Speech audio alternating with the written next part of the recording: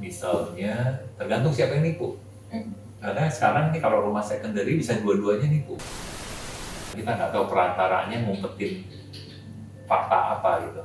Kalau lewat perantara semua begitu karena terlalu banyak penipuan identitas dan ini terjadi juga di luar negeri.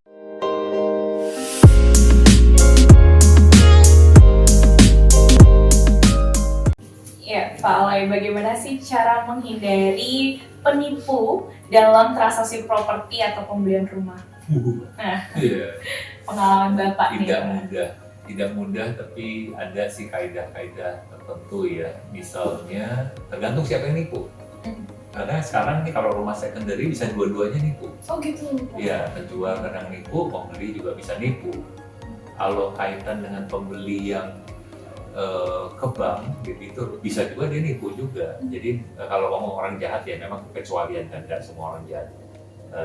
Yang kamu maksudkan mungkin kalau pembeli beli tiket baik tertipu dengan Iya, penjual. concern ke penjualnya yang Iya, penipu nih, Pak, iya. untuk edukasi pembeli. Kalau saya sih sarankan mereka kenal nggak sama penjualnya. Kita sama kalau transaksi kalau mereka kenal kita lebih nyaman. Iya, benar. Terus datangnya seperti apa, ketemu kita itu seperti apa. Misalnya mereka lewat orang, lewat perantara, nggak pernah ketemu kita, penjual pembeli nggak pernah diketemukan, ini ngomong rumah secondary ya, Iya. itu bisa tertipu. Karena kita nggak tahu perantaranya ngumpetin fakta apa gitu. Kalau lewat perantara, penjualannya lah, ya pasti dia jarang cerita keseluruhan. Misal rumah itu bukan tempat bunuh diri gitu, apa dia mau cerita?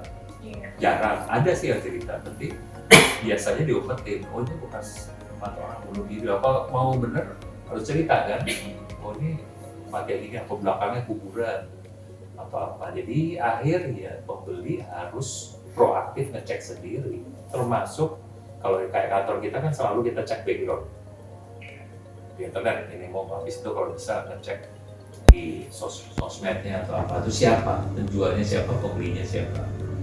Kalau bank pun sekarang kan begitu, pemerintah pun semua begitu, karena terlalu banyak penipuan identitas dan ini terjadi juga di luar negeri, di Inggris, di Australia, terutama Inggris yang ketat sekali, yang sering kejadian. Iya Pak, ini pertanyaan terakhir sekaligus mungkin kasih conclusion ya Pak. Bagaimana sih saran terbaik untuk pembeli rumah agar tidak terjebak dalam kesalahan baik secara dokumen, baik secara properti maupun finansial? Ya belajar ya, mau nggak mau belajar, informasi sekarang udah terbuka, terus harus tahu sumber pemberi informasi itu siapa. Dia sedang jualan atau murni memang untuk kepentingan pembeli.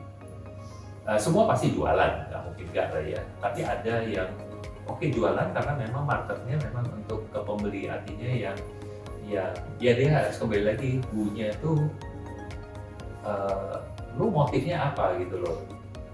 Kalau yang dia nanyanya ke orang yang jualan ya tentu nggak bisa seobjektif kalau itu dia tanya ke saudaranya yang sudah ngalamin misalnya, atau ke kita notaris pun nggak semua punya pemikiran gini, kadang-kadang ada ya udah formalnya gini aja, dia nggak mikir dari sisi keseluruhan transaksi, ada tapi sedikit ya. Secara umum saya tetap dorong mereka untuk tanya ke notaris saat ini ya, nggak ada soalnya industri yang betul-betul, atau lawyer nggak tiap hari urusan dengan transaksi properti, taunya udah kusut juga, tapi bisa ditanya. Lalu apalagi ya bisa mulai dengan agent, dengan bank yang bagus, dengan developer, belajar sendiri gitu. Tapi akhirnya dia harus tahu siapa yang objektif untuk kepentingan dia. Pembeli ya Pak. Kejauh nggak? Tadi pertanyaannya itu bukan? Benar Pak. Benar. Untuk pembeli supaya tidak terjebak dalam kesalahan ya. Iya.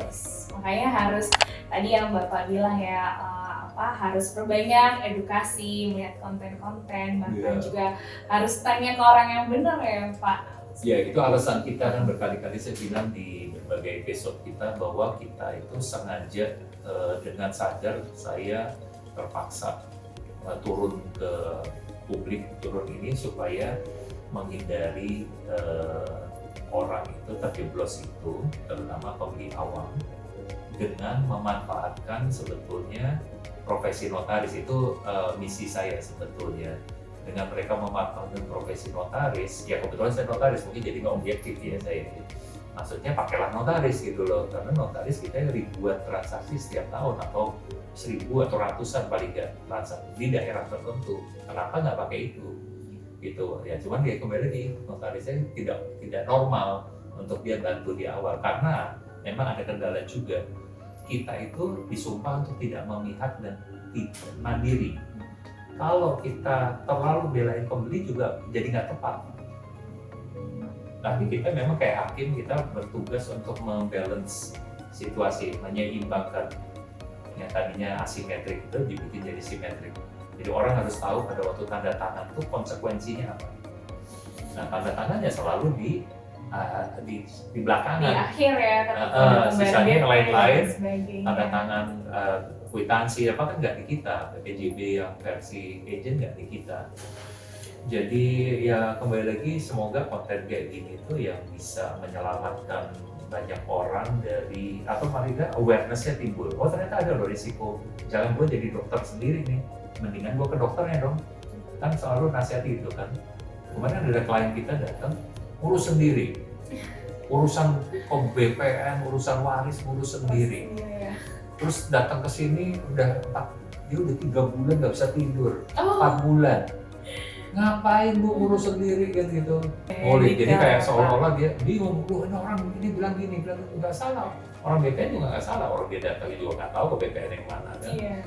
Terus begitu datang ke sini, terus kita bilang, ini saya tugasnya kayak dokter yang mesti bilang ini kutil atau kanker.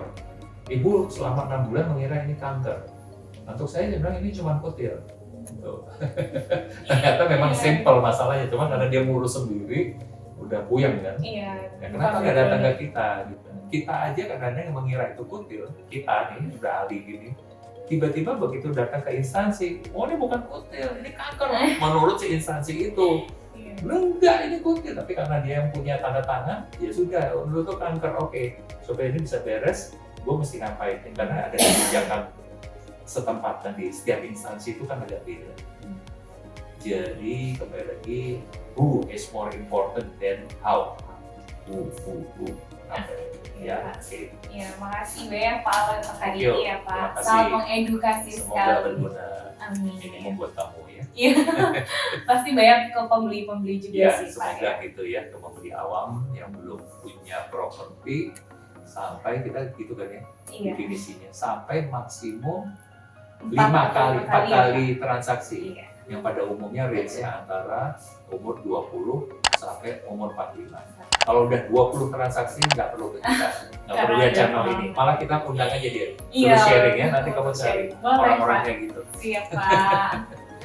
Oke, Terima thank kasih you. banyak Pak.